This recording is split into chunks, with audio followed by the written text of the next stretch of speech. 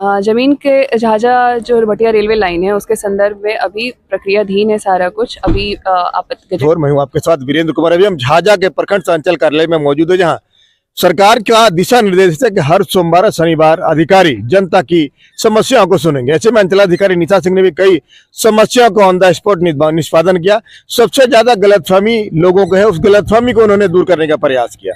बता दें आपको, अगर कोई फैमिली बंटवारा करना चाहता है तो बंटवारा शेड्यूल बनवा कर, जैसे मान लीजिए किसी के पास पैतृक संपत्ति है, उनके पापा का देहांत हो गया, पापा जीते जी हैं, तो अपने संतानों को वो जमीन उनके नाम पर जमाबंदी चढ़वा सकते हैं। अगर पिताजी की किन्हीं के पिताजी की मृत्यु हो गई है तो बंटवारा शेड्यूल देकर यहाँ अलग अलग नामों से जमाबंदी अपने भाइयों के नाम पर यहाँ करवाया जा सकता है। इसमें को में पैसे भी बहुत कम लगेंगे, नहीं के बराबर पैसे लगते हैं। सबसे ज्यादा जो समस्याएं होती है अपने परिजनों के बीच में होती है। झाझा नगर परिषद क्षेत्र की भी कई ऐसी समस्या है जो अपनों के बीच में। एक समस्या और देखने को मिली पीहर रोड में कि एक व्यक्ति की जमीन है, दूसरे व्यक्ति ने उसको बेच दिया और लोग ये कह रहे हैं कि उस जमीन को कह रहा कि नहीं उसके कब्जे में नहीं है, जबकि ऑलरेडी जो जमीन का मालिक उसके कब्जे में वो जमीन है। हालांकि अंचलाधिकारी निशा सिंह के पास मामला गया, आप देखना दिलचस्प होगा कि निशा सिंह इस मामले को कैसे त्वरित निष्पादन कर पाती है। छोटे छोटे विवाद को अगर स्थानीय स्तर पर ही हल कर लिया जाएगा ना, तो मुझे लगता है कि जमीनी विवाद बहुत हद तक सुलझ सकता है। देखिएगा हमारी खास रिपोर्ट। कि आधे लोगों को पता नहीं होता है कि अगर एक बार यहाँ से दाखिल खारिज उनका रिजेक्ट हो गया या हो चुका है या फिर कोई जमीन विवाद है तो उनको आगे क्या करना है, कैसे स्टेप लेना है। तो उनको कागज देख के उनको ये सही बता दिया जाता है कि अगर आपका एक बार यहाँ से दाखिल खारिज रिजेक्ट हो चुका है तो उनको डीसीएलआर कोर्ट में अपील करना है, या फिर अगर उनको किसी से विवाद है तो उस विवाद के लिए कहाँ पे किस सक्षम न्यायालय में जाके अप्रोच कर सकते हैं, ये भी बता दिया जाता है। और जमाबंदी करेक्शन और जमाबंदी ऑनलाइन एंट्री वगैरह के भी जमाबंदी करेक्शन, जमाबंदी ऑनलाइन एंट्री के लिए ऑनलाइन प्रोसेस किया हुआ है। मैक्सिमम लोग वो ऑनलाइन आवेदन करके उनका सुधार भी हो चुका होता है। किसी को अगर अर्जेंट में चाहिए, जैसे अभी वर्तमान में फार्मर रजिस्ट्री का काम चल रहा है, उसमें कुछ लोगों को अर्जेंट में चाहिए तो वो लोग आके अपना आवेदन दे देते हैं, उनका प्रायोरिटी पे निकाल दिया जाता है।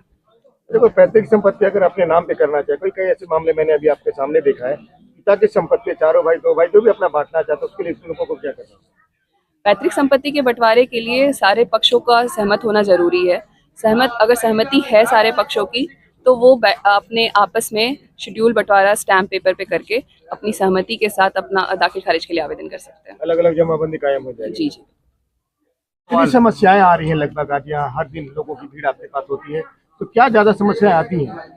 समस्या से ज्यादा यहाँ पे जानकारी का अभाव रहता है। लोग को संतुष्टि मिलती है यहाँ आके कि उनको कुछ भी आपका अगर पहले से भी कोई कार्य हो चुका है, जो कार्य यहाँ से नहीं भी होने वाला है, लोगों को यहाँ आके उनकी जानकारी चाहिए होती है, तो उनकी जानकारी उपलब्ध करा दी जाती है। जैसे बहुत बार लोगों का रसीद कटा हुआ है या फिर रसीद नहीं कटा हुआ है, तो रसीद कटाने की प्रक्रिया क्या है, या फिर डीसीएलआर कोर्ट में अपील करने की प्रक्रिया क्या है, या फिर अगर विवाद है तो किस कोर्ट में जाना है, इस संदर्भ में जानकारी प्राप्त करने के लिए लोग ज्यादातर आते हैं।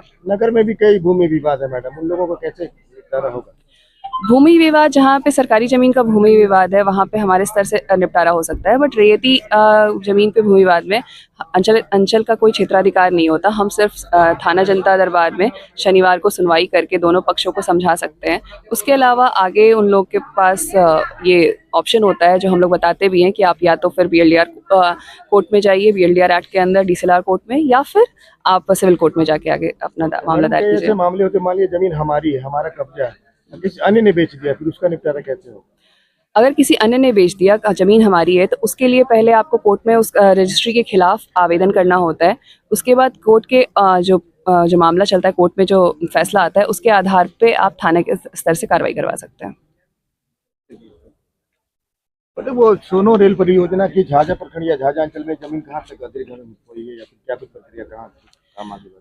जमीन के झाझा जो बटिया रेलवे लाइन है उसके संदर्भ में अभी प्रक्रियाधीन है सारा कुछ। अभी गजट में प्रकाशन हो चुका है उनका। आपत्ति के लिए आवेदन की जो भी है, जिनको आपत्ति है उससे आवेदन कर सकते हैं। उसके बाद फिर अगर किसी की आपत्ति नहीं प्राप्त होती है तो फिर हर प्लॉट के लिए जैसा मुआवजा सरकार के द्वारा तय है उसके आगे की प्रक्रिया जिला भूअर्जन कार्यालय के द्वारा की जाएगी, और आगे की प्रक्रिया फिर कितना समय अवधि दिया गया उन लोगों को? 30 दिन का समय दिया जाता है आपत्ति के लिए। आगे की प्रक्रिया जारी है।